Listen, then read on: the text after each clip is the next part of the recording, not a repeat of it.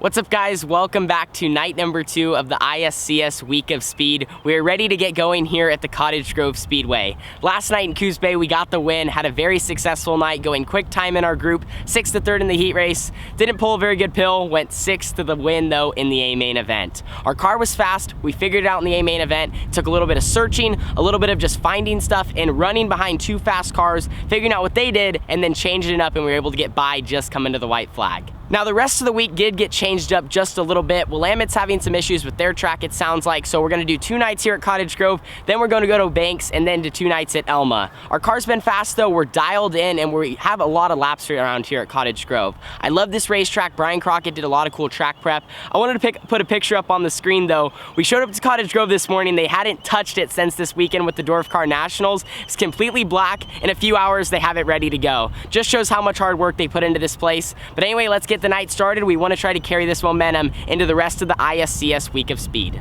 Steven Snotter in car number 12 from Roseburg.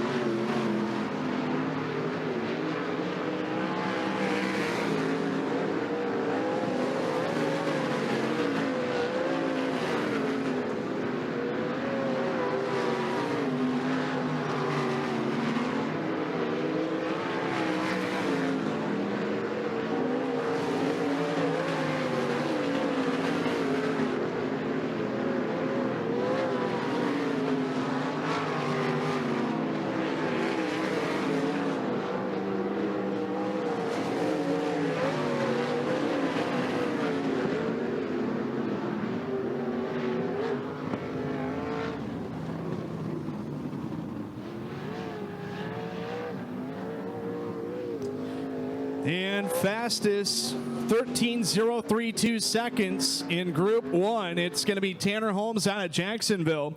Tanner Holmes will receive the 15 bonus qualifying points.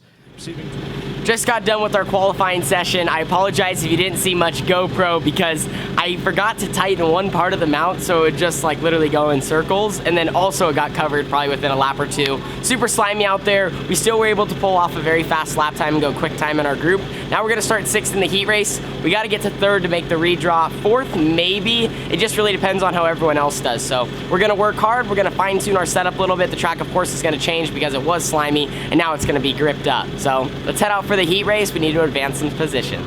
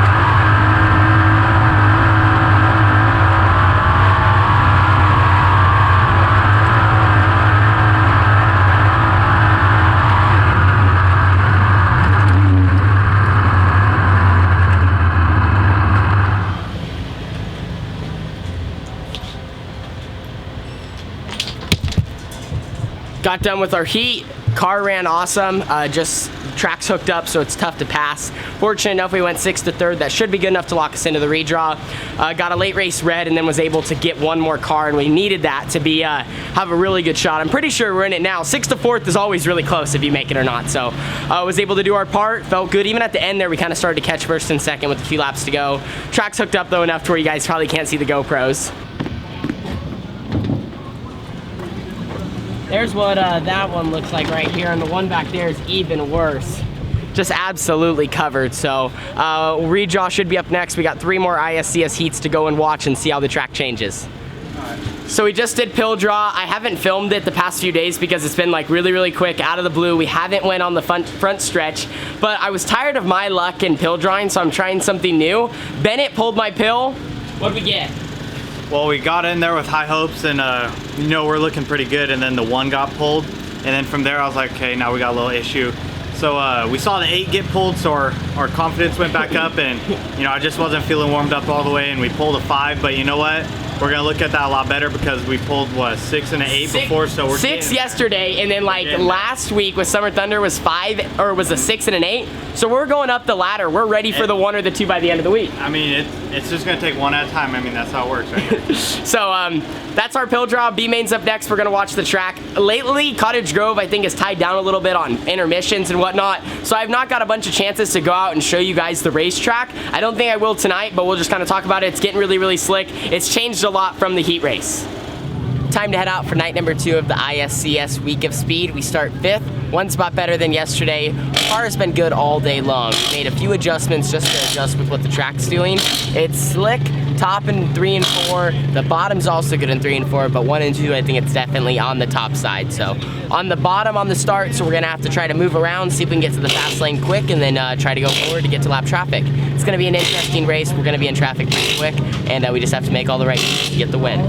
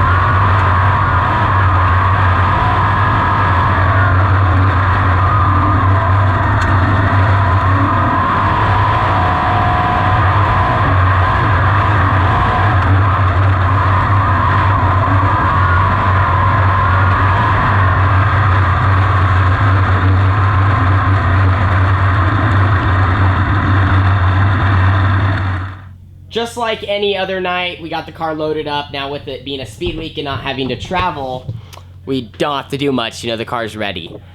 Frustrating it almost felt like it was an uphill fight the whole time. It pretty much was. I made one crucial mistake, which I'll talk about here in a second. Probably the most silly, stupidest thing I've ever done, but we'll get to that in a second.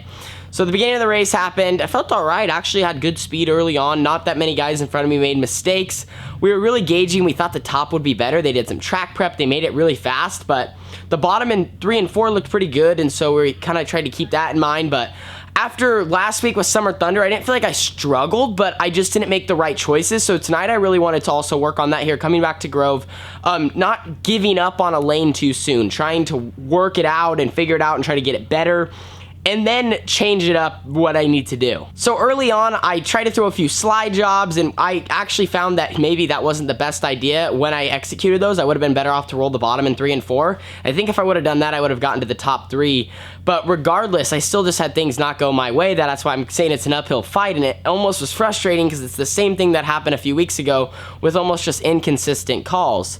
So what would happen is, like, for example, I got by the 85. I'm pretty sure, you know, I beat him to the line, and all of a sudden the yellow came out, and I was expecting to be ahead of him.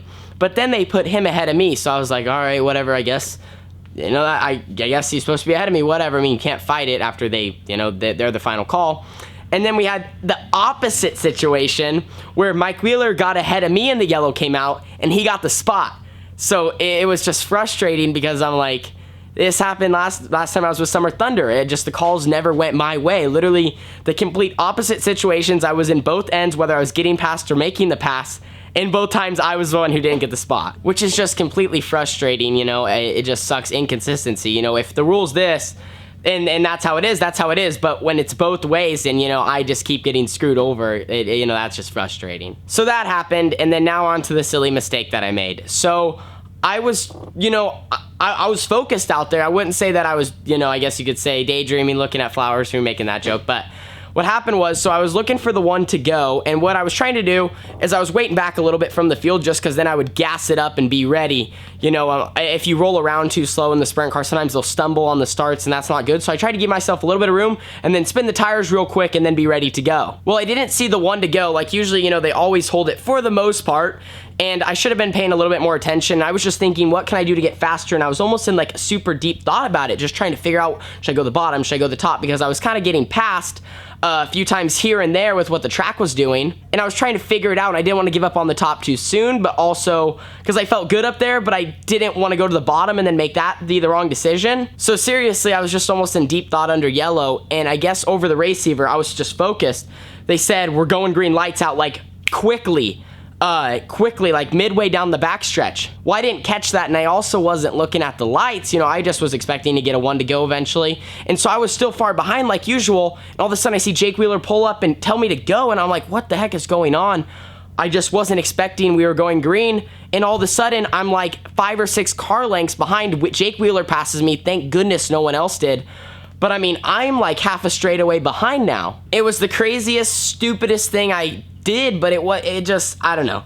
That was just a crazy mistake. And then of course we didn't have any yellows, even though we were only 8 laps into the race. We didn't have any yellows from there, so now I'm working uphill once again. So anyway, that is that, and we came home. We got one more spot. We came home 5th. So not a bad night, you know. A quote that kind of made me feel a little bit better because I was just frustrated with a mistake like that is, a champion's key to success is minimizing the damage on the tough nights. And when you I wouldn't say it was necessarily a tough night, but just kind of, you know, an uphill battle. So we still got a top 5. We still ran good, but we do just got to get a little bit better, and I need to work on getting in a rhythm because that whole race was just, the yellows fell, and I just wasn't there. So I was good, but I wasn't at the same time. But anyway, I do want to thank all my sponsors: ABC Powder Coating, Pape Machinery, Pape Kenworth, On-Site Screeners, Swindell Speed Lab, Durango RV, Ferguson Waterworks, Knife River, North Medford, Les Schwab, Lafarge North America, OMA KTM, Fast 4 Media, and Factory QRC, as well as the crew and my family. We got a lot of work to do to finish off Speed Week. We're still sitting really, really good with our consistency,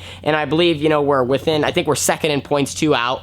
They just posted. But consistency is what wins Speed Week. We want to keep trying to win, but don't want to get frustrated with just our finishes that are still really good, just not the win. But we'll see you guys all in the next video tomorrow. Deuces.